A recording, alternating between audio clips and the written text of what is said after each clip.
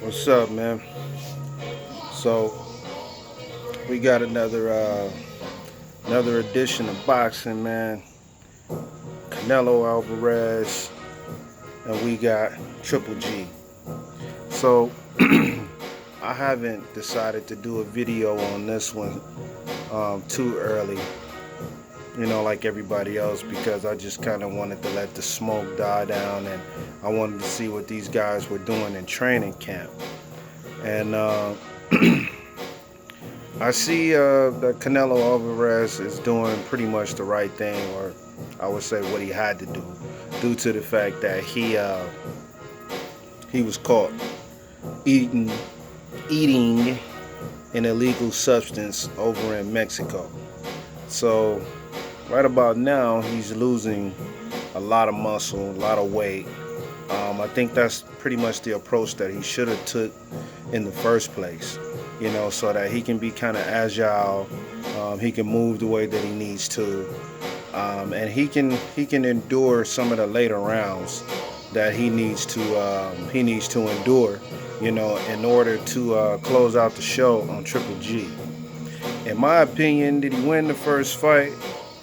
Um, yeah, I think that he won the first fight. Hold on one second, guys. Let me turn this down. Hold on one second. So yeah, in my opinion, he did win the first fight. And the reason why I said is because you can argue that it was a split decision. In reality, when you watch the fight and you add up the rounds between the two guys, you saw what happened. You're gonna have your swing rounds where you gave neither one of these guys the edge, even though that's not um, a scoring system in boxing because it's a 10-point must. But judges judge the fight totally different than us viewing at home. The point system is so that we can keep up at home. That don't really technically have anything to do with the judge's outcome in a fight. So, because they're looking at style, they're looking at who controlled the ring, they're looking at who was the better defender, who landed the better power shots, um, things of that nature. They're looking at a lot of different things than what most people are looking at home. So, um, with that said, that's the way that I view the fight, outside of the 10-point must.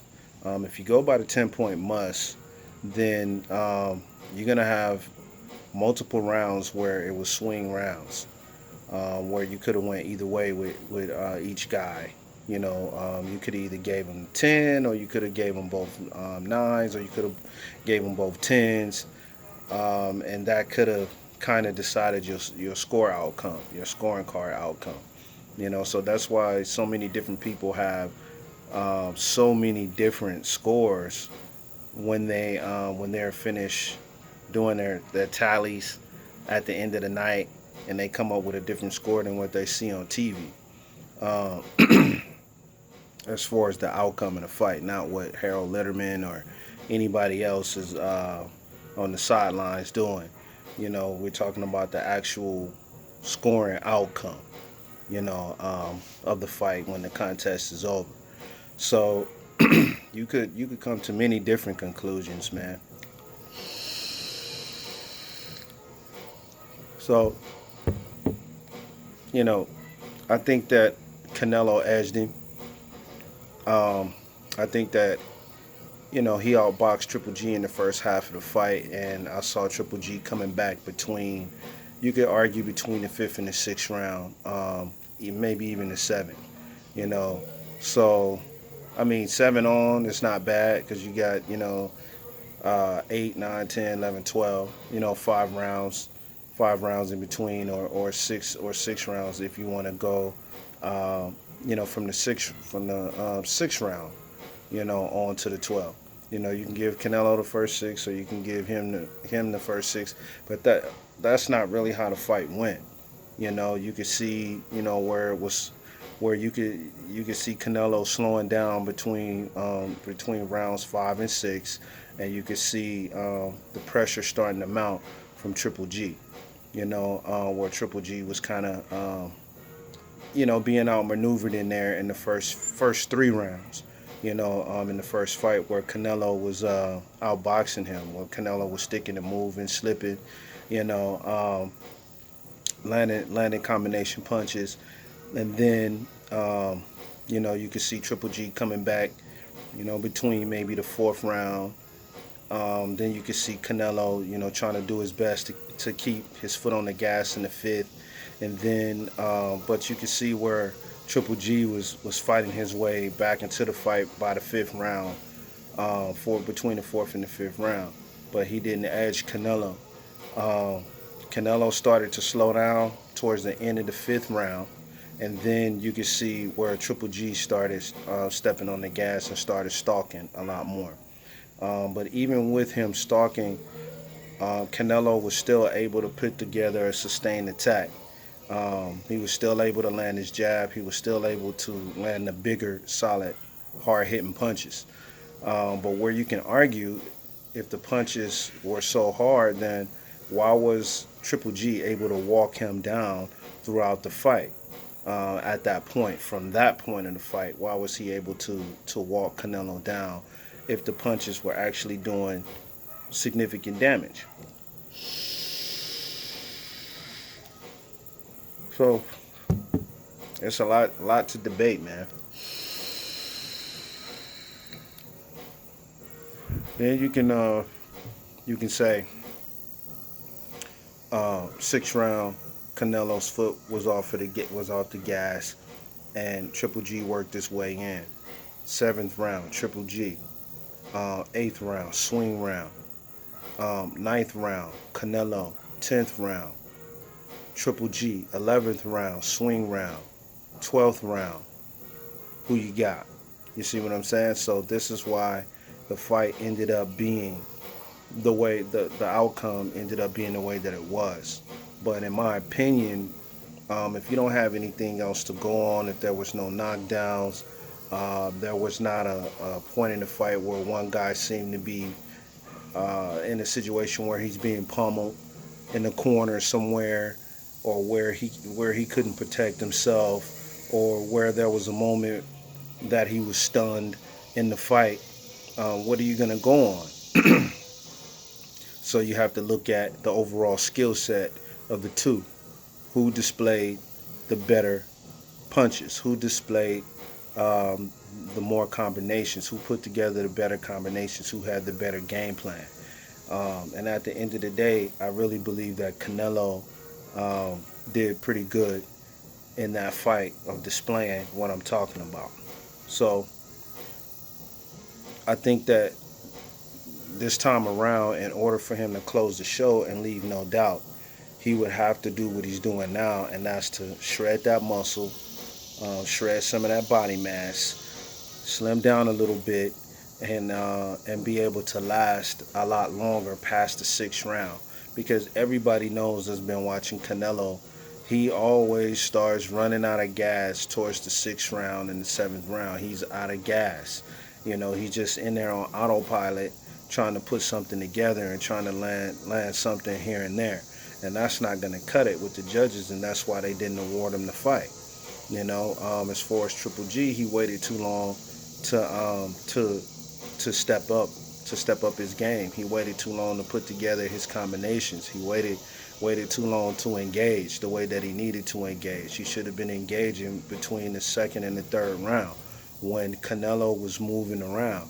But he played it smart because he didn't want to be chasing Canelo around and losing energy and losing steam on his punches. He had more steam on his punches towards the end, towards the second half of the fight than he did in the first half of the fight, because he couldn't find Canelo.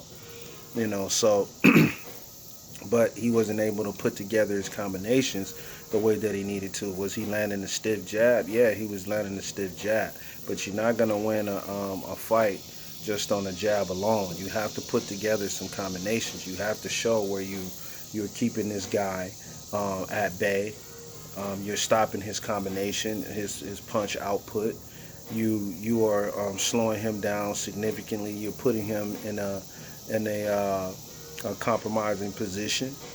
in the ring, you are deciding the fate of the fight, you know, and you're deciding the fate of the fight, to make sure that the judges are not able to render you a decision like they did. You're deciding the fate and the outcome of this fight, by doing the things that I'm saying. And Triple G wasn't able to really start turning it on until about maybe ninth or the 10th round. You see what I'm saying? By then, the fight is pretty much over, bro. You waited too long to step it up. They could have awarded it to Canelo and caused major controversy, but they didn't. They said, we're going to go ahead and let these guys get back in there because Canelo ran out of gas, and Triple G waited too long. So what did they both have to offer? Canelo landed some solid combinations in there, um, but he ran out of steam. And then Triple G was walking him down and stalking him, but he waited late into the fight to get it going. So where do you find that edge at?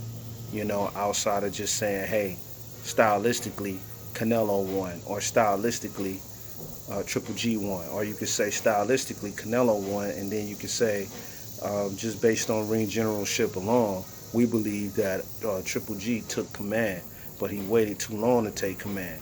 So how do we really reward these guys? You know what? Let's make them fight again. So at the end of the day, man, I'm just going to go ahead and roll with Canelo in this one because I believe that I haven't seen anything from Triple G that makes me believe that he's going to change his game plan from one fight to the next. He's pretty much the same fighter in every fight. He does nothing different. He's going to stalk Canelo. He's going to walk him down, and he's going to substantially try to break him down throughout the fight, and he's going to try to get going earlier than he did in the first fight. So you're going to see a very, very aggressive Triple G, versus versus the Triple G that you saw in the first fight. And as far as Canelo, you're going to see Canelo he's going to try to find a common balance in between what he did in the first fight and this fight. He's gonna open up the way that he did in the first fight, but he's gonna open up a lot quicker. He's gonna try to stay busy. That will be the best thing for him, especially him losing mass. I really don't believe that he believes that he can knock Triple G out. So he's gonna do his best to go in there and try to outbox Triple G. So that's gonna be his thing. He's gonna put together combinations. He's gonna slip punches. Um, He's going to slip punches. He's going to defend. He's going to make Triple G miss. His aim is to make Triple G look as amateurish as he can in that ring on fight night. So that's my opinion, man. That's what I'm sticking to. I got Canelo. He has more of an upside than Triple G. He has more than a plan B. He's gonna, like I said, he's gonna box. He's gonna box. He's gonna defend, and he's gonna make sure that he's elusive throughout this fight. He's gonna get going early. He's gonna try to maintain a balanced attack, and from there, he's going to try to close the show. So those are 3 to 6 things that he's going to be doing. As far as Triple G, he knows that he has to get going early. He can't wait, and he's going to stop, and he's going to try to break Canelo down and keep him from moving around because they already know he's going to move around. So that's why they keep coming with this whole concept of, oh well, don't run, stand here like a man and fight like a man. So anyway, man, that's my take. That's my pick. If you guys have anything, let me know. But I'll see you guys pretty much on fight night. I'll do another video, leading up to the fight, a pre, and then I'll do a post, and we'll go from there. But I just had to talk about it. Wanted to see what you guys have to say about it, and we on to the next one. Peace.